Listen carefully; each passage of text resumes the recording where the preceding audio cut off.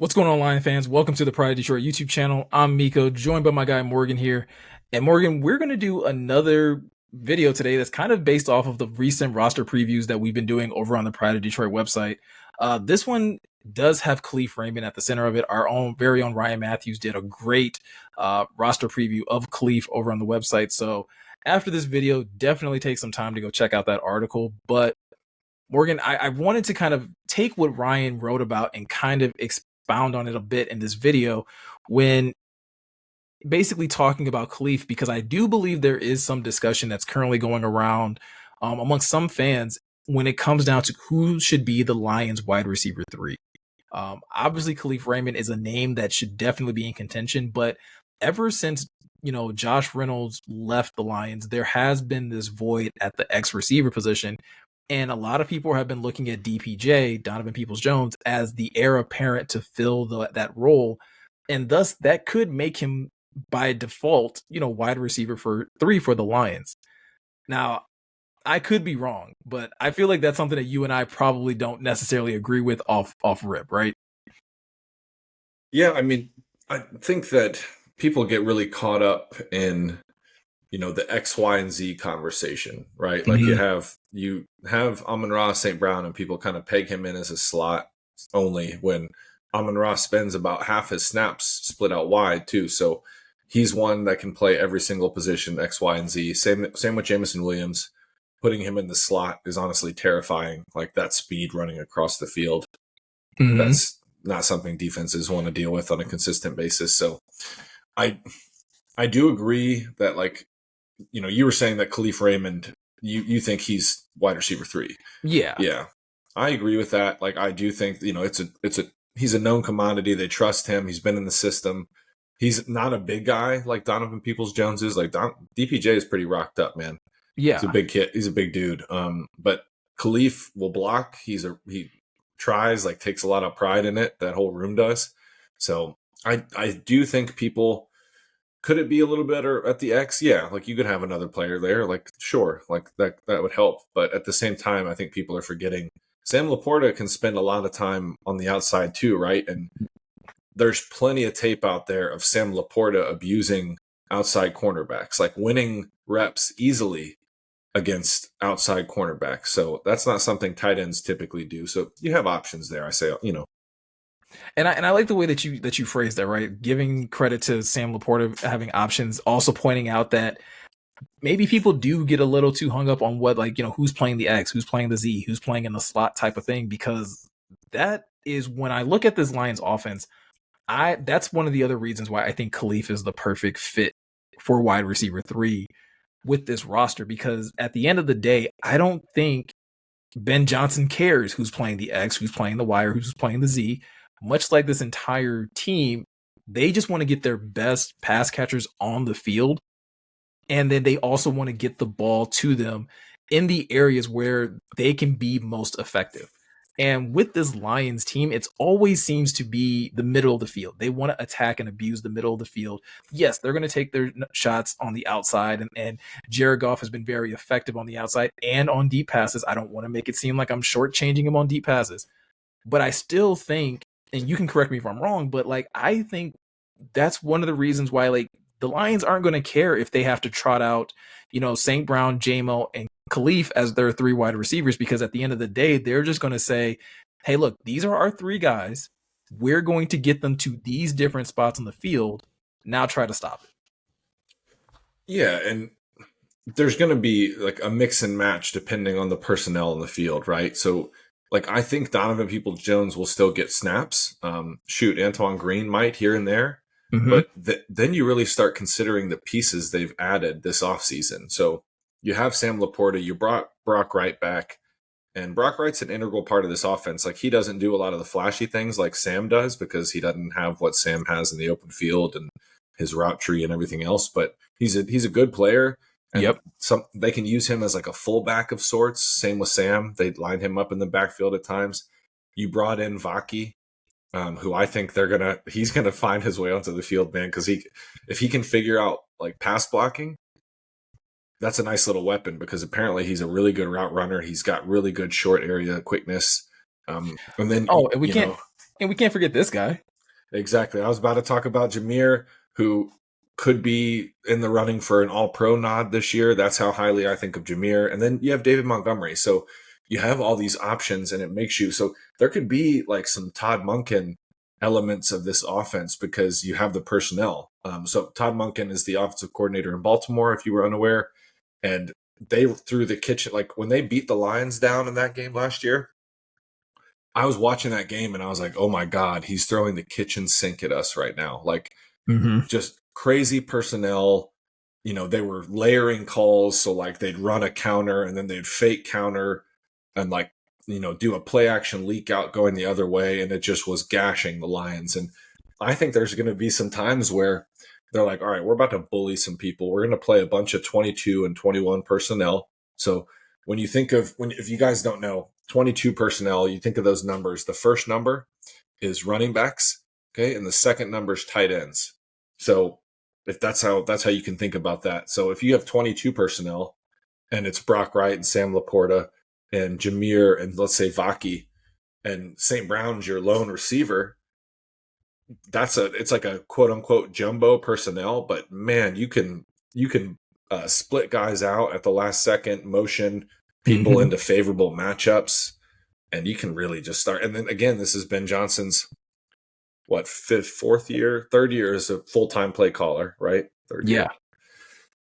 It's only going to get more nasty up in here, man. It's going to get nasty. I'm excited to watch because I hope the Lions have some games like what Baltimore did to the Lions, like where people are just like, what the heck are they throwing at us right now, man? Like they didn't put any of this on tape. And now all of a sudden we're dealing with all of this helter skelter on the fly. It's not going to be fun. For us, it will be. Yeah, and I think going back to what you were something that you were saying earlier about again when it comes down to like this offense and Ben Johnson being able to attack defenses on so many different levels and being able to throw so many different things at them. That's another element of like why I think Kalif is such a good fit because Kalif can be used in just about every aspect of this offense. We've seen him get end around carries. We've seen him making plays down the field on deep routes. We've seen him again operate in the intermediate areas. The offense doesn't change drastically just because Kalif is on the field. And I know that's something that I think some people forget because he's only 5'9" or because he primarily is working on special teams, but he's shown the ability to be tough, to be able to make the tough catches and to be able to make plays after the catch. So I do think it's going to raise some questions about if he is wide receiver 3, does that take away from his special teams responsibilities? Do we start to see Sione Vaki maybe taking some punts and maybe taking that responsibility away from Kalif so that Kalif can focus more on the offense? Or do the Lions just expect Kalif to be this Iron Man that can do both? But I do think from what we've seen from Kalif in limited action on offense, I do think he's ready for a larger share of what the Lions can have him do at the wide receiver position. Yeah, and I think sometimes too, fans will get caught thinking like it's a 1-for-1 replacement, right? Like, so if no more Josh Reynolds, Khalif's right there. No, because, Khalif can get snaps, but it might not be in that position. A lot of those routes that went to Josh Reynolds last year, I wouldn't be surprised if they went to Sam Laporta this year because they're going to put more on Sam's plate.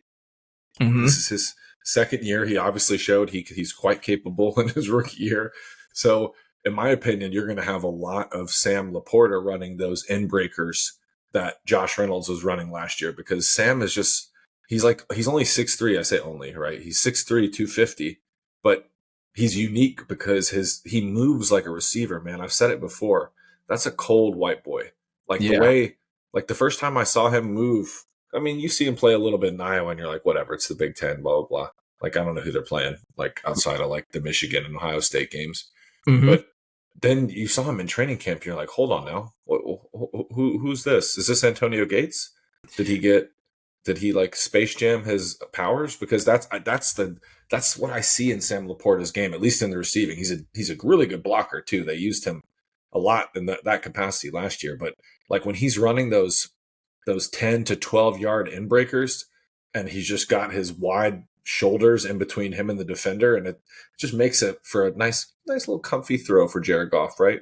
Yeah, he's like again, he's not this mammoth of a player, but he can still be shifty. He can still be agile in the passing game, and most importantly, like you said, he can be a replacement for Josh Reynolds on some of those routes. And I think when we start looking at some of those deeper routes, right, those deep posts, those deep corners, well, now JMO gets to step into those roles. Or again, that's where Kalif can start to fit in, and he can take the role and the responsibilities about from Josh Reynolds. So it's not, to your point, it's not necessarily trying to replace the X position. It's trying to probably replace the production, and the Lions have the personnel to replace Josh Reynolds' production, whether that's splitting it amongst Sam Laporta and Kalif Raymond, or if it means splitting it amongst Sam Laporta, Kalif Raymond, Amon-Ra St. Brown, Jahmyr Gibbs, and the list goes on and on. Like, they're not going to just look at Josh Reynolds' position and say, well, we have to give that to somebody else. They're going to say we need to repurpose these 800 yards that Josh was giving us, and we have 5 or 6 options to be able to do that. Yeah, I love the way you phrased that too. And one thing, Josh Reynolds was a first down machine last year. Like, it was like, I believe 40 of his catches were first downs, which is that's a high number. So I do, but again, I think that's Sam Laporta territory all day, and some Jamison Williams too, because while JMO wins in a different way than Sam or Josh Reynolds for that matter, he can win, especially like what we've heard from Dan Campbell here recently. Like, JMO wins with quickness and suddenness and just freaky alien speed, and that's where he can create a lot of separation, and it doesn't matter where the ball is because he's got 2 yards of separation from his defender. So yeah, I'm glad you said it that way. And I think that's the way people should look at it. Like, yes, you lost Josh Reynolds, guys, but this is a very versatile group of pass catchers and weapons, especially when you factor in, they're going to put more on Jahmyr Gibbs' plate, right? As a receiver, I think they're going to give Vaki, I don't know why, man. I have a feeling I think that guy's going to be cold. And I think he's going to be like a factor from the jump. Like, they're going to have plays that are like, we got to get this guy the ball here and there. Like, almost like some Jamison early on, right? And that's part of the reason why, like I said, if Kalif does start taking more snaps at wide receiver 3, I do think you could see Sione Vaki taking on, to your point of like, hey, we just want to see him be explosive. We want to get him opportunities to where he can make plays, where he starts to become your primary punt returner, just so that they can give him some opportunities to make some plays. In addition to what you're saying, where, hey, if Ja and David Montgomery have been basically running the rock on a specific drive, we're already 10 plays deep, we can feel comfortable of giving Sione Vaki a couple carries just so that they can have an extra breather. Things definitely start to transfer into the right way. I do want to back up a little bit to DPJ though, and I want to just ask the question: Do you still see him, or I guess you already said you do still see him getting some play? You do still see him getting some snaps. What kind of role can a guy like DPJ play though? If again, if you have so many different options in the passing game, where do you see him shine the most in this offense? So for Donovan Peoples-Jones, he's a different body type than the Lions have, anywhere else in their wide receiver room. He's 6'2", like 205 pounds. And like we talked about from the earlier, he's rocked up, man. He's built. So he does give you a different flavor on the outside. And furthermore, he blocks and he takes pride in it. And I think he knows that's probably going to be where a big chunk of his snaps come. And I don't want to undersell him as a receiver too, because he made some tough catches last year. I remember towards the end of the year, I felt like every catch he had, I'm like, dang, that was a crucial third down that this man and it was tight, So I give him credit there. And I think he's more than capable. Like, if some players miss some time, which hopefully they don't, but he's only 1 year removed from that 841-yard season on 62 catches in Cleveland back in 2022. So he's capable, but I think if everyone's healthy, I don't see him getting a ton of targets necessarily, but I do think there's going to be snaps for him, whether, they might only be 15 to 20 a game, something around there. Right. But he's a good blocker and he's a, willing and capable pass catcher. So they're going to find him snaps, especially if he's doing all the right things, like in practice and, in the building. And I think he's that kind of kid, in my opinion. So, yeah. And that kind of makes me kind of goes back to the conversation we were having about Josh Reynolds, right? Where it's like you're not necessarily trying to replace the player, but you may be trying to replace the production. And so if a guy like Kalif Raymond starts to trend upwards and is helping to replace the production of a Josh Reynolds, maybe a DPJ can start to replace the production of a Kalif Raymond. Because Kalif is still that guy where, like you said, not a ton of receptions. Kalif only had 35 catches last year, but for 489 yards. So those numbers still matter, and those plays that Kalif was making when he had those opportunities to be involved in the offense mattered. So maybe Donovan Peoples-Jones can start to transfer his game into that, that type of role. Technically, some people may call that wide receiver 4, but it's still just, again, those couple plays here and there where the defense is heavily focused on Amon-Ra, or they're heavily focused on Laporta, or they're heavily focused on JMO, and a guy like DPJ gets, left kind of open or is able to bust coverage, and now you get to hit him for a 50-yard bomb because everybody wasn't thinking about that guy. Yeah, exactly. And I love the way you phrase that. Really, to make it simple, we could just say there's going to be 3 pass catchers that are going to play 90% and up of the snaps, in my opinion, every week now. Mm-hmm. And it's obviously first team All-Pro, the Sun God, Amon-Ra St. Brown, Jamison Williams, and Sam Laporta. Like, I think, Sam might be a little lower, like maybe high 80s, something like that, because he does have to block defensive ends here and there. Sure. So that I'm sure that takes a little bit out of you. And that's where, you have Brock Wright, you have James Mitchell, but those are the 3 that are going to be your like bell cows, if you will. And then I think everything else will be like wide receiver, tight end by committee. You know what I mean? Like, I know that's typically a running back term, but it's like, that's how, fits, though. Yeah. I was going to say, exactly. It does fit, considering, like you said, the top 3 guys are going to be heavily involved in this passing game. And then you factor in a David Montgomery and Jahmyr Gibbs. Like, those are 5. That's 5 pass catchers right there. Everybody else, like, can just, again, you are looking to make up the production that maybe a Josh Reynolds left off, or again, you're hoping that those guys are the guys that get overlooked when defenses are scheming and they're trying to account for certain players. A Kalif Raymond starts to go off and he ends up having a game where he has 3 catches for 65 yards or something crazy like that. A Donovan Peoples-Jones has a game where he has, 3 or 4 receptions and a touchdown, just because that he just wasn't the focus that week. But everyone is able to play that complementary football that you're talking about. Yeah, and I love how you illustrated it there, because that's 5 mouths to feed, guys, and that's like, those are 5 voracious appetites, if you will. Like, everyone, we know St. Brown's going to get his targets. We know Sam Saints is. Saints getting 8 to 9. Yeah, probably like every 8 game. to 10, like every week.